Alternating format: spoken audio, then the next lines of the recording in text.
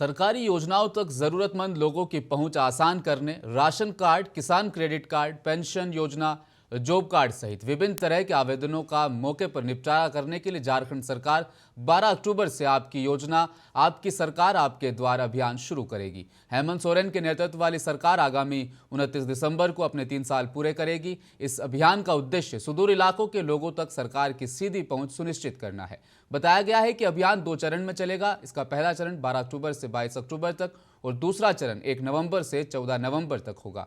आज पत्रकारों से बातचीत के दौरान मुख्यमंत्री ने कहा, आप इस योजना के नाम से ही अंदाजा लगा सकते हैं कि कितने भव्य पैमाने पर यह कार्यक्रम होगा। वहीं मुलायम सिंह यादव के निधन पर उन्होंने कहा, मुलायम सिंह जी देश के उन नेताओं में से हैं जिन्होंने अपनी अलग पहचान बनाई है।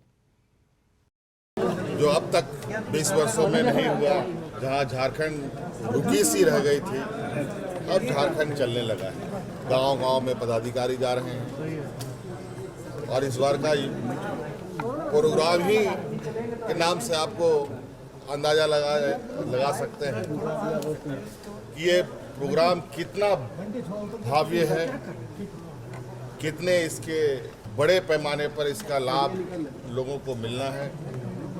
आपका अधिकार, आपकी सरकार, आपके द्वार। कभी आपने सुना झारखंड में 20 वर्षों में कभी सुना कि अधिकार लेके पदाधिकारी घर घर जा रहा है?